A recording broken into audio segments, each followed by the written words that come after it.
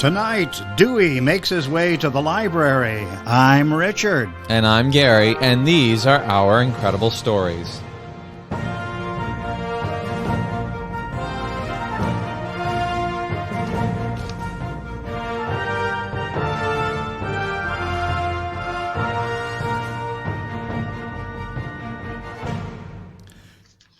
Good evening, and welcome to our friends across the United States and around the world. We are delighted to have you with us this evening. Tonight, Gary and I are going to be bringing you a story guaranteed to warm every animal lover's heart. And I believe most of our listeners are true animal lovers. That is correct. With us is one of the folks who so many animals have considered their mom. And Gary, would you take the honor of introducing tonight's guest storyteller? Mother Nature. She has lots of animals that she takes care of around the world and beyond the stars. Oh, no, wait, no, it's not Mother Nature. It's my sister, Amber. She is going to be sharing an amazing story about a library cat, and I believe his name was Dewey. Is that correct, Amber? It is correct. He went by Dewey or the Dew. The Dew. When you're that big of a cat, you have a nickname. Yeah. He was also known as the Dukester.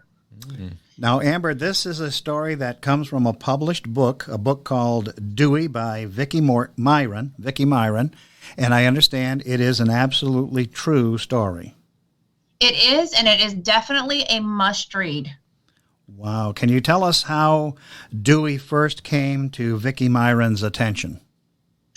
It was a very cold Monday morning on January the 18th of 1988, and as usual, her job in the morning was to come in and kind of get things started in the library very early. She was the first person in. So her job would be to remove the books out of the overnight drop box. And of course, after a weekend, I'm sure that box was probably brimming. And so in doing so, she happened to reach back and grab something that obviously was not a book. But the air coming through that box was so bitterly cold that she pulled her hand back immediately. And it was only then that they discovered it was an animal of some sort. But they weren't sure at that point. They didn't know it was a kitten. That for that point, it could have been a raccoon, a possum. It could have been anything. So her and the other lady who worked with her very carefully removed the contents out of the box to see, crouched back in the back corner, a very tiny little fur ball. And when they removed it, they didn't know at that time that his fur was orange. He was so dirty. And his little pads of his feet had frozen to the bottom of the box, so he had frostbite on all four of his feet, to where eventually the skin ended up peeling off. So it took him a little while before he would go exploring the library when those feet healed. But in the meantime, he was embraced by all the library staff, and his feet, I don't believe, ever touched the ground for the first couple of days. There was always a willing set of hands to hold and pet Dewey, as she described. So what happened to Dewey after this? How did he get settled into the library? So immediately, Miss Myron at that time was brand new to the Spencer Library. She had decided, they'd talked about it, I guess, at some point, wanting to have a library cat. It was kind of a new idea at this time, but they knew that some places in other states had library cats. And so they wanted to go about it, but they knew that they needed to get the approval of the board of directors. And so they did that. And then came the question, well, what about people that don't like animals? If you can believe that.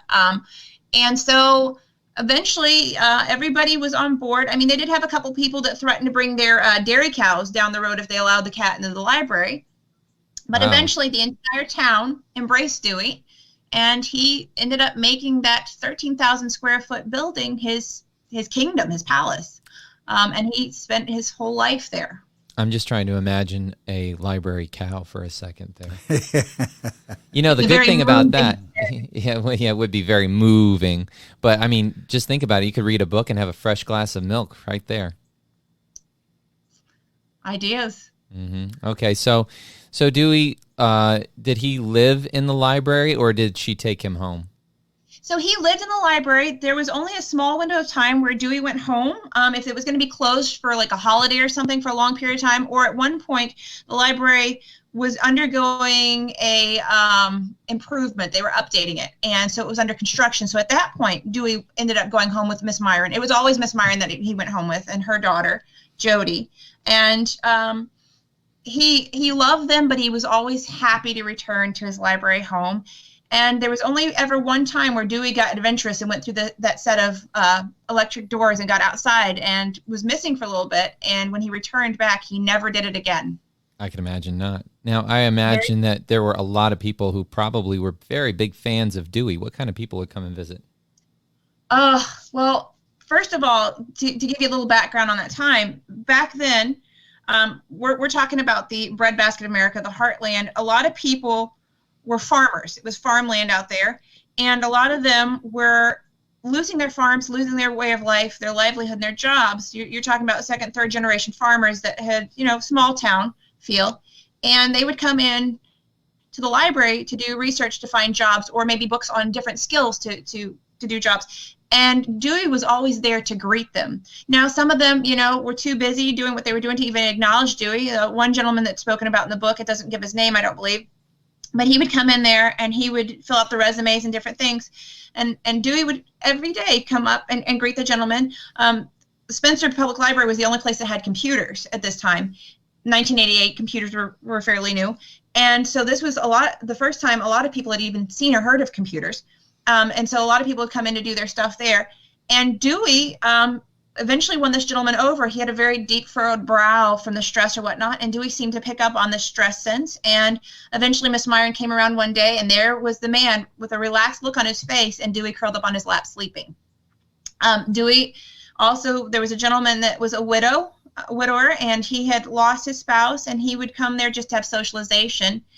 And it turned out that Dewey would come and curl up on his lap, and it gave the man a purpose, and he would come by just to visit with Dewey more frequently. So the children loved him. He really won the hearts of many. Oh, that's awesome. Did he also have a special affinity for children with special needs? He absolutely did. There was a story hour that they would do, and they also had a puppet in there. And the puppet had muscular dystrophy and was in a wheelchair, and Dewey would always curl up on that puppet to the point where he was so covered with fur that they ended up having to lock him in a closet, which Dewey discovered how to get open and proceeded to curl back up and mess up the puppet. However, there was a young lady, I believe her name was Crystal, and she was nonverbal, wheelchair bound, and Dewey had an affection for her and would climb up on her lap tray and just kind of give her attention and would fall asleep sometimes on that lap tray. I think animals have a special instinct to know when humans are in need or in trouble or stress or whatever. They absolutely do. I can tell you that firsthand from my own experiences in my own life. My little dog that I have right now would fall into that category. Mm. And so anyways, what did Dewey do around the holidays there in the Spencer Library in Iowa? I heard he had an affinity for trees. Well, I'm glad you both brought that up. Yes, Dewey absolutely loved Christmas trees. He loved when the box would come off the shelf and he would get to go into the branches, and they would continually have to remove him out of the box. Just that pure smell of the plastic artificial tree coming out just seemed to be a magnet for Dewey's nose. He would climb in the tree. He liked to watch the ornaments coming out of the boxes. And one year, on what they call the Grand Stroll, kind of like the main street of their small town, they had a Christmas tree competition, and one of the trees was as in Dio, Dewey loved to read. And it was a cat-themed Christmas tree with pictures of Dewey all over it, decorated in cat toys and yarn. And there wasn't an official contest where people voted, but as Miss Myron stated in the book, she did believe that was probably the most talked about tree in the whole display. Oh, I can imagine it probably was. It was probably Dewey's favorite tree as well. He would curl up underneath it and take a nap. I think if I were the librarian, I probably would have issued him a special library card. There's no telling. He may have had a library card. He did carry a library cat card for the Library Cat Association. What's that? So apparently there's an association that you can actually register your cat to be a library cat, and they actually carry a business card with them saying that they're an honorary member of the Library Cat Association, and Dewey is one of their members. Is that a lifetime membership, or do you have to renew it every year? It is. Oh. It is. But if it's for a cat, is it 9 lifetimes worth, or is it? How does that work? Can humans become a member of this cat society? I don't mean to be catty, but I'm not really sure. Oh, puns. The puns are just pouring all over the place over here. All right. Well, that's definitely an incredible thing that I've never heard of before. I didn't really realize. I know you can register your pets to be helper animals, but I didn't realize that they actually had a library cat. But that was very appropriate for Dewey, especially since it was a librarian who rescued him, or a library worker, and that he made his home in the library. So very, very appropriate for him. Amber, how long did Dewey live in the library? Between 16 to 19 years, he was in the library. And actually, his name Dewey is after Melville Dewey for the Dewey Decimal System. And the town children came together and decided to vote on the name Readmore Books. So his last name was Readmore Books? It was. It absolutely was. Some of the other names that he was up for were Garfield, Spuds McKenzie, Alf. Yeah. There was a list of 50 names, and somebody chose Dewey about 50 times, so they decided to keep the name Dewey. It stuck, and so he became the official Dewey of the library. Mm-hmm. I don't think I would have used the Spuds McKenzie, because that was a bulldog from commercials in the 80s. I think that was for Budweiser. Correct, party dog. But yes, that was one of the names. One of the names for, there was a ton of names that went through, but Dewey's the one that stuck, and I think it was appropriate. I think he was a Dewey. I do too. Dewey, as in Dewey Decimal System, and then Readmore Books. What a perfect name. Yeah. Dewey Readmore? Yeah. What a perfect name. We do read more Dewey books. Mm-hmm. Very good. What's your takeaway on Dewey's story in general, Amber? What does it teach us? It teaches us, here's this little creature who's had all these struggles, but the compassion he had for people and the zest he had for life and a sense of adventure. I think Dewey teaches us to be resilient and to love openly and to forgive people and to embrace life and not to be afraid of the future, but to be excited about what lurks around the bend and just how to be compassionate for one another no matter what. What an incredible message for this day and time. Oh, I think so. I absolutely think so. And you know what? I think there should be more stories like that out there, and there probably are. Yes, I'm sure there are. And so my hope is that his lifespan was 19 as opposed to 16. And I think if my mental math does me well, if he came to the library as a kitten in 88, he lived to 2004, something like that, Amber? I believe that's correct. It's 2000 something, but I believe 2004 is right. Mm-hmm. And I think I remember hearing something that Dewey, even though there's a book out about him, he actually had a little bit more celebrity to him than just here in the United States, as far away as, I believe, Tokyo, Japan. And correct me if I'm wrong, but didn't they get letters from all over the place when Dewey passed? They did, and actually one of the TV shows from over in Japan, I believe it was, came over and filmed Dewey to show him on one of their shows over back in their country. Isn't that amazing? So, I mean, something like this is far-reaching.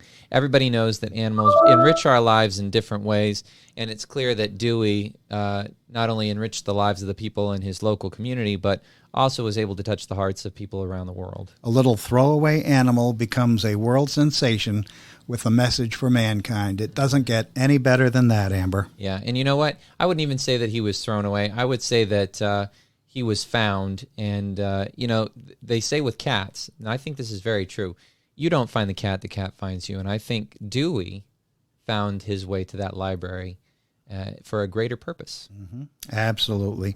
Amber, thank you so much for sharing that story for us once again. All of us believe that animals are always incredible, and they're always dear to our hearts.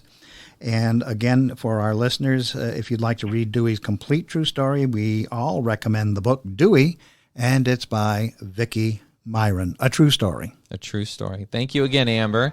Now, Thank you for having me. you're welcome. I'm Richard. I'm Gary, and this was Amber's incredible story.